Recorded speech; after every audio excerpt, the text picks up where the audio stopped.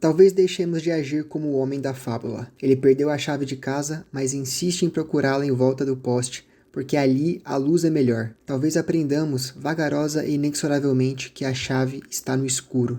Carl Jung é famoso por formular o conceito de sombra, a parte da nossa personalidade que, ao longo da vida, tentamos abandonar ou esquecer por ser contrária à atitude consciente que escolhemos ter. Ela se desenvolve de forma natural desde a nossa infância. À medida que nos identificamos com as características de um ideal de personalidade, como por exemplo a generosidade e a gentileza, que são encorajadas pelo ambiente social em que estamos, vamos enterrando na sombra aquelas qualidades que não são adequadas à nossa autoimagem, como por exemplo o egoísmo e a grosseria, para não entrar em conflito com esse ideal que estamos tentando atingir. Na história da humanidade, a sombra adquiriu diversos nomes familiares: o eu inferior, o duplo, Lúcifer, o diabo, o alter ego, o id e por aí vai. E quando ficamos cara a cara com esse nosso lado mais obscuro, usamos metáforas para descrever esses encontros com a nossa própria sombra, que podem ser encontrar nossos demônios, lutar com o diabo, descer ao submundo, viver a noite escura da alma, passar pela crise da meia-idade, etc. Nesse vídeo, nós vamos nos concentrar na sombra pessoal, aquela sombra que cada indivíduo carrega dentro de si. Para ficar mais claro o conceito de sombra, podemos usar um exemplo encontrado na literatura. Antes de Jung popularizar a sombra, o autor Louis Stevenson, em 1886, com seu conto O Médico e o Monstro, o estranho caso do Dr. Jekyll e o Sr. Hyde, condensou de maneira magistral a persona e a sombra, as duas partes opostas da nossa personalidade.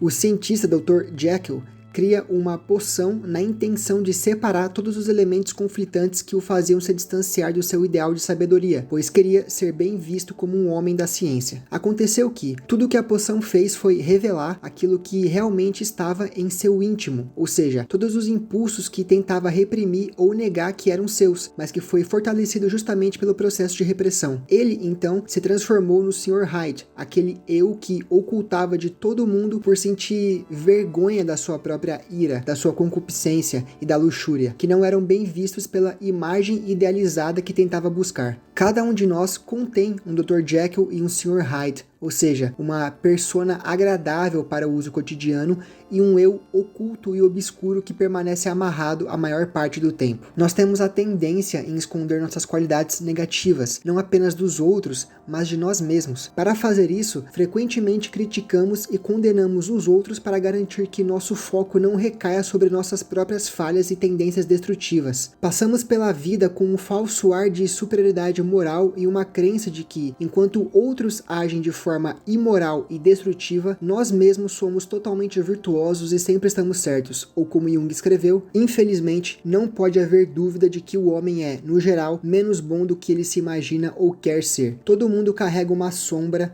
e quanto menos ela está incorporada na vida consciente do indivíduo, mais obscura e densa ela é. Se uma inferioridade é consciente, sempre temos a chance de corrigi-la. Além disso, está em constante contato com outros interesses, de modo que está continuamente sujeito a modificações. Mas se for reprimido e isolado da consciência, nunca será corrigido. A sombra surge constantemente na nossa vida diária. Em geral, é a sombra que ri quando alguém conta uma piada, ou quando alguém tropeça ou faz um movimento desajeitado. Ela também se manifesta através das nossas emoções exageradas, quando uma pessoa faz algo que nos afeta desproporcionalmente a situação. Ela pode se manifestar nos nossos atos falhos, quando dizemos algo que não queríamos ter dito ou quando agimos de maneira impulsiva. A vergonha é também uma das principais formas pelas quais a nossa sombra pessoal aparece, pois a vergonha revela algo que para nós é motivo de se esconder. Mais pra frente eu vou exemplificar alguns desses casos. O que acontece é que, ao nos adaptarmos ao mundo social, não apenas reprimimos elementos destrutivos da nossa personalidade, como nossa sexualidade desenfreada, raiva e impulsos animais indomáveis, mas também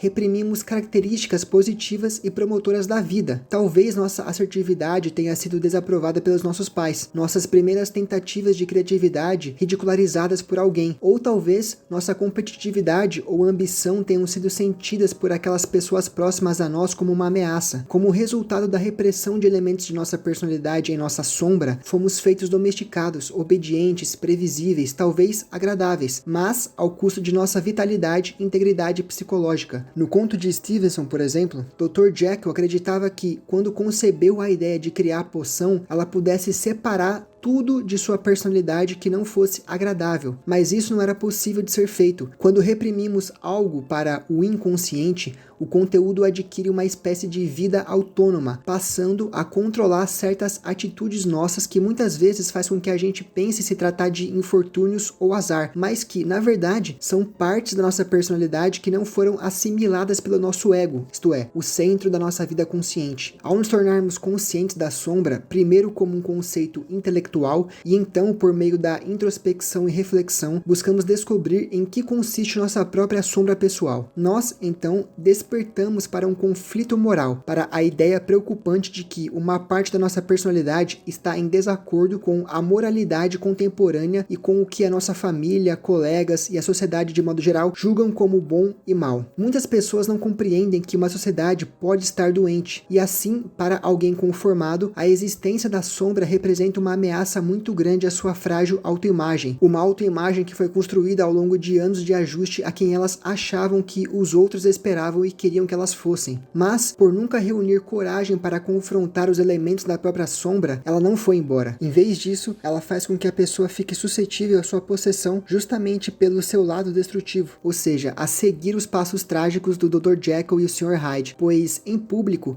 a maioria das pessoas é conscienciosa, moral e moderada, mas, a portas fechadas ou no conforto do lar, a sua sombra às vezes os transforma em marionetes, vítimas inconscientes de vícios, compulsões estranhas, ataques de raiva irracional e uma infinidade de outros comportamentos autodestrutivos, ou como o discípulo de Jung, Eric Newman, escreveu, a análise psicológica de qualquer desenvolvimento normal deixará claro que, se ele deve crescer, não é meramente inevitável, mas na verdade essencial que o indivíduo faça e assimile uma certa quantidade de mal, e que ele seja capaz de superar os conflitos envolvidos nesse processo. A obtenção da independência envolve a capacidade do ego não apenas de adotar os valores do coletivo, mas também de assegurar a satisfação daquelas necessidades do indivíduo que vão contra os valores coletivos. Como negar nossa sombra apenas nos torna propensos à posse pelo seu lado destrutivo, integrar nossa sombra em nossa psique consciente é um passo gigantesco em direção ao autodesenvolvimento. No entanto, integrar a sombra não é um processo que ocorre da noite para o dia, e também não é algo que você ativa com a força do pensamento ou da vontade. Lidar com a própria sombra, nas palavras de Connie Zweig, significa pedir a nós mesmos para examinar de perto e com honestidade o que existe numa certa pessoa que nos irrita ou nos repele, o que existe em um certo grupo racial ou religioso que nos horroriza ou nos cativa, e o que existe na pessoa amada que nos encanta e nos leva a idealizá-la. Dessa maneira,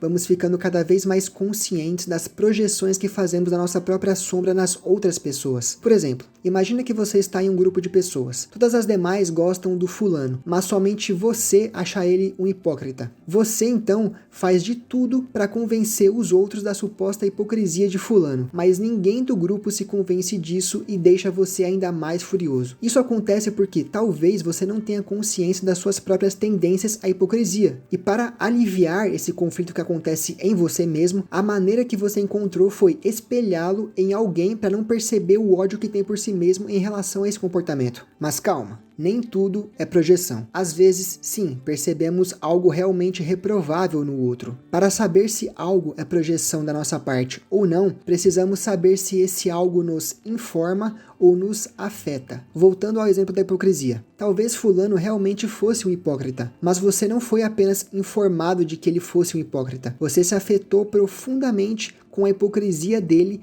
e passou a odiá-lo. Esse é um sinal certo de que o seu ódio por fulano seria apenas a projeção ou o extravasamento do desprezo por si mesmo. Aquilo que vejo nos outros está mais ou menos correto se apenas me informa, mas se me afeta fortemente em termos de emoção, então há grandes chances de se tratar de uma projeção. Outra maneira de integrar a sombra no ego e torná-la consciente é, em vez de negarmos nossas emoções e sentimentos mais destrutivos, como a raiva, a inveja, a vergonha e a tristeza, é senti-las em toda a sua inteireza. O que acontece é que, desde pequenos, nos ensinaram a reprimir sentimentos ruins e emoções negativas. Mas se escondermos algo, não vamos saber como ele funciona. Nossos impulsos agressivos, por exemplo, podem se tornar cada vez mais hostis se não soubermos como lidar com eles. Se estivermos conscientes da nossa agressividade, poderíamos canalizá-la para algum esporte, uma arte marcial ou exercício físico. Se estivermos mais conscientes da nossa tristeza e amargura, poderíamos até, quem sabe, transformá-la em poesia ou em pinturas. Essas táticas podem nos ajudar a nos separar das expectativas e do olhar conformista dos outros e nos permitir olhar para dentro, sem julgamento ou condenação, para descobrir quem e o que realmente somos. O objetivo de integrar nossa sombra não é nos tornarmos uma pessoa má, mas entrar em contato com as energias e potências reprimidas necessárias para esculpir um caráter forte. Queremos nos tornar capazes de agir através da nossa vontade e não de sermos forçados. Queremos ser potencialmente perigosos, mas não um criminoso violento. Queremos ser capazes de nos defender e defender aquilo que acreditamos, mas não de sermos cruéis e maldosos. Se pudermos encontrar uma maneira de negociar com a nossa sombra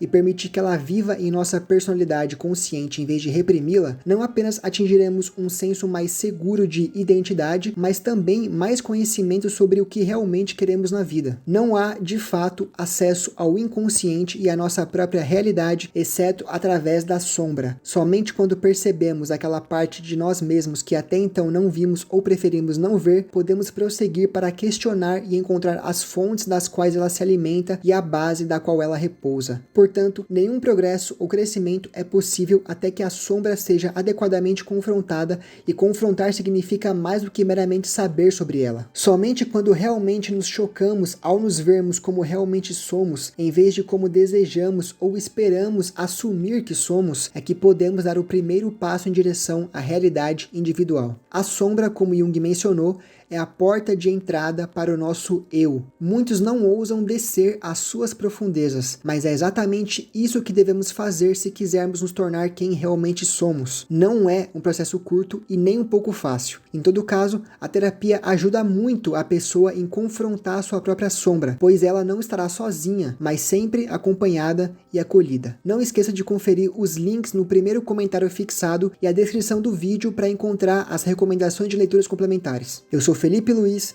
terapeuta e escritor. Até a próxima.